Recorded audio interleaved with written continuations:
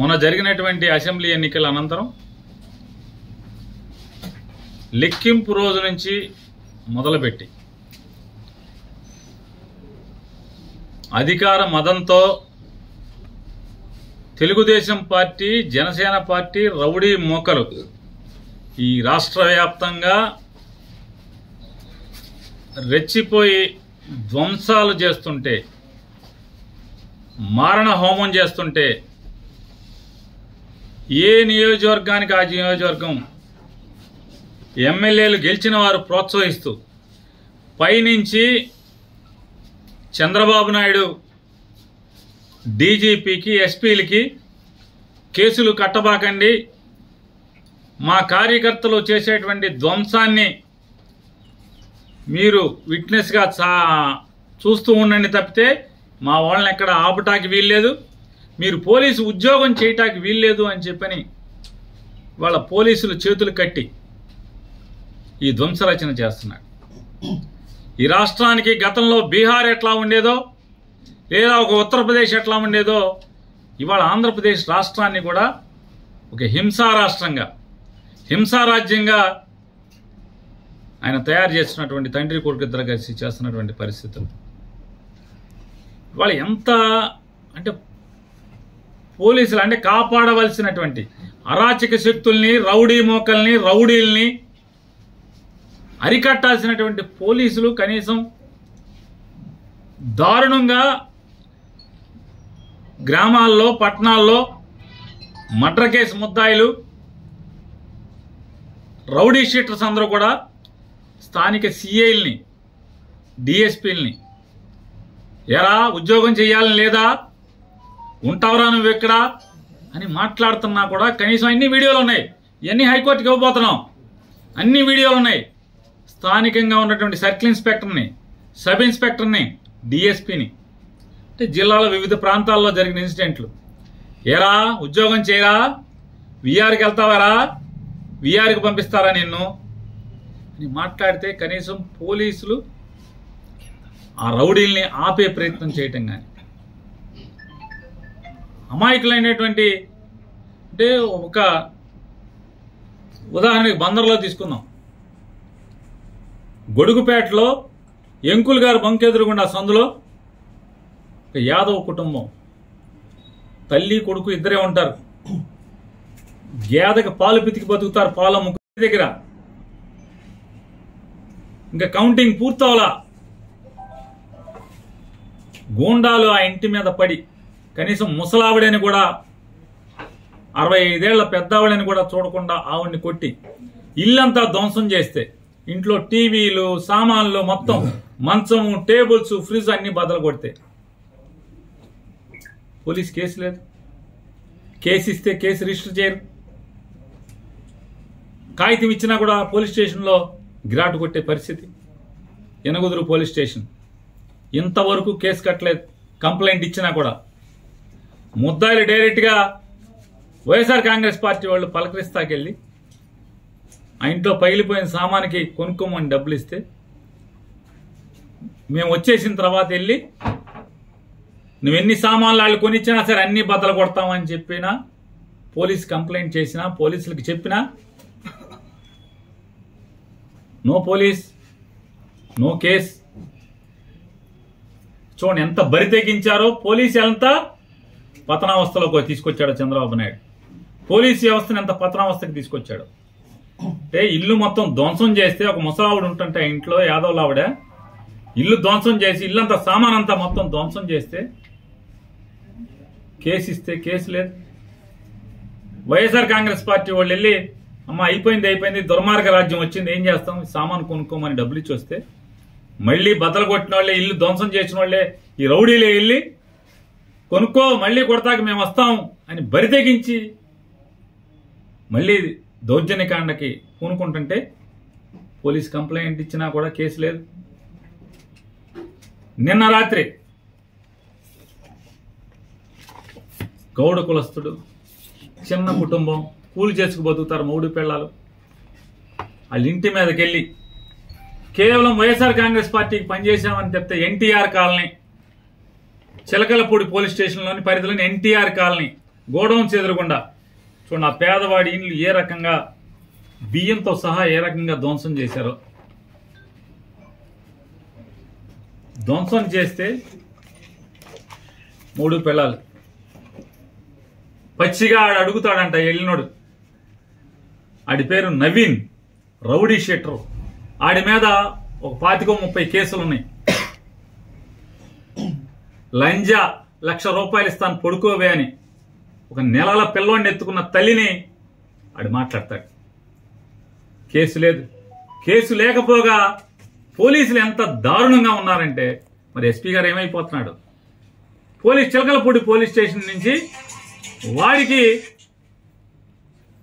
ఎవడైతే ఈ rowdy sheeter 10 కేసులో 15 కేసులో ఉన్న ఆడకూతురిని ఇల్లంతా ధ్వంసం చేసి మొగుడు పిల్లలను కొట్టి ₹1,00,000 ఇస్తాను పొడుకోవే అని చెప్పని భయంకరంగా దుర్భాషలోని వీడికి గాయాలు ఉన్నాయి పోలీస్ హాస్పిటల్లో చేర్చుకోండి అని చెప్పని పోలీస్ ఇంటిమేషన్ ఇచ్చి పంపిస్తారు. ఆడికి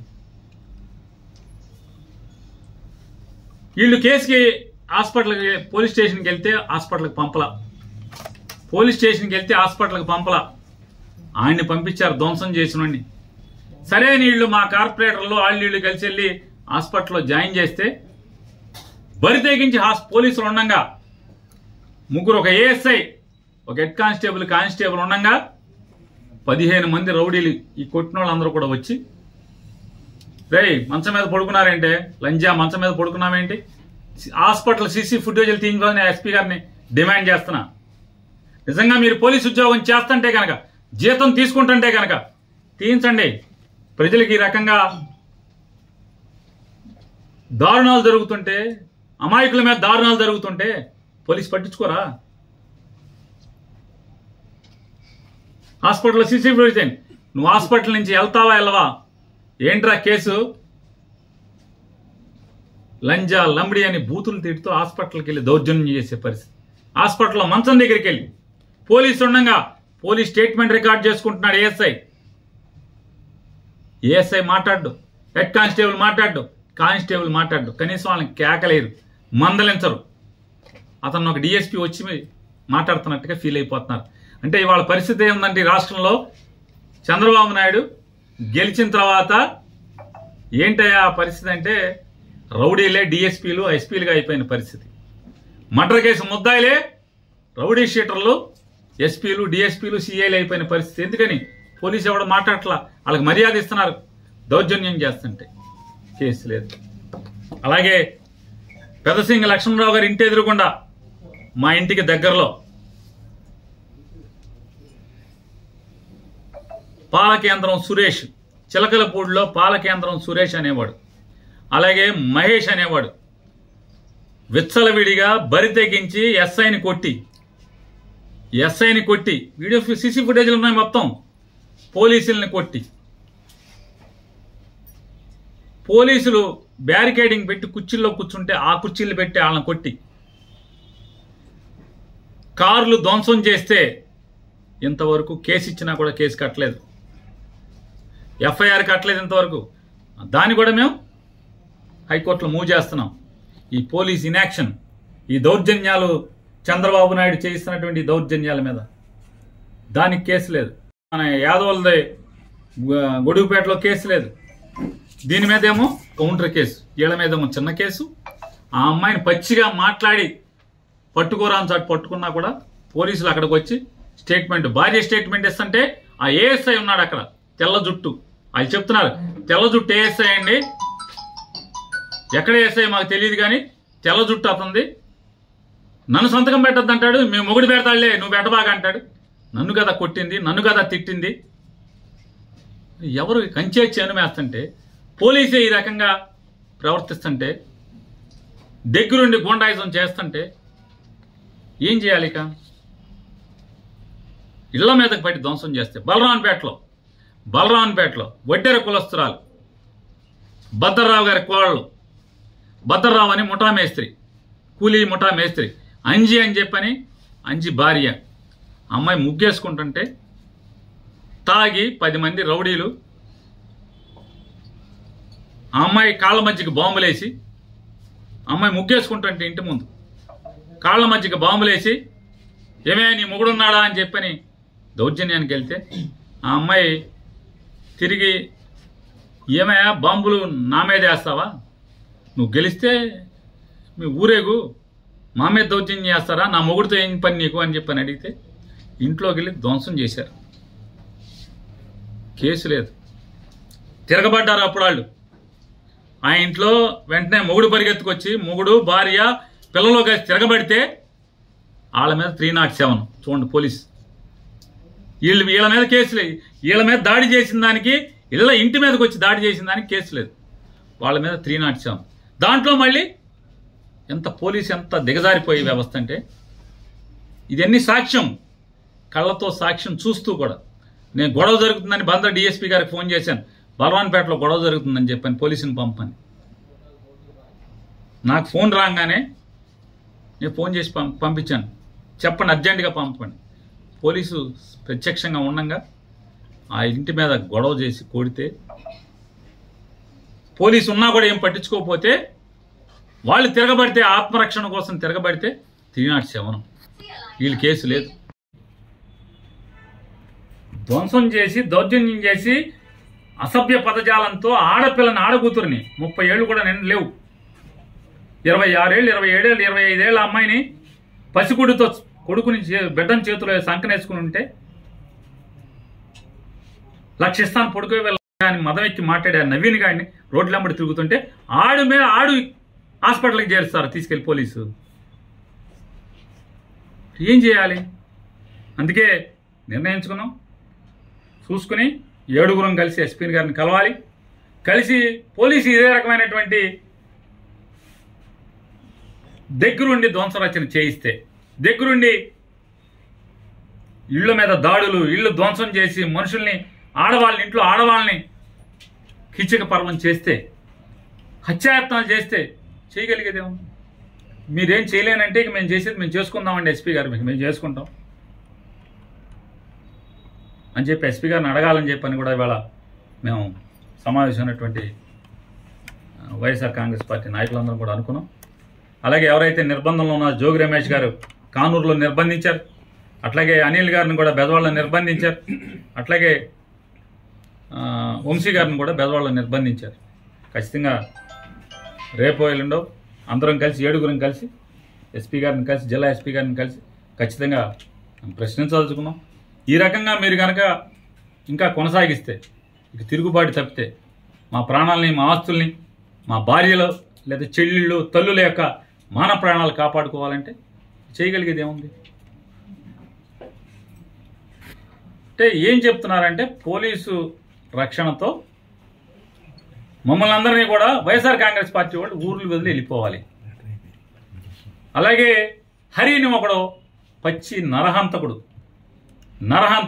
ఆడది కనపడితే వడదు, మర్డర్ కేసు ముద్దాయి, మామూలు ముద్దాయి కాదు, డబ్బు కోసం అమ్మాయిని కిడ్నాప్ చేసి ముక్కలుగా నరికి తెలంగాణ తీసుకెళ్లి తెలంగాణ శ్మశానంలో కాల్చినటువంటి ముద్దాయి. ఆడి ఫేస్బుక్లో పోస్టింగ్లు పెడుతున్నాడు. ఒక దళిత కుర్రాడు, బైపాస్ రోడ్డుకి సంబంధించినటువంటి హేమా నాని అనే ఒక దళిత కుర్రాడు మీద పోస్టింగ్లు పెడుతున్నాడు. అతను భయపడి పారిపోయాడని చెప్పని, అరే నువ్వు పారిపోయావరా, నువ్వు బందర్ మీద ఎప్పుడు వస్తే అప్పుడు నీకు దండేయటమే.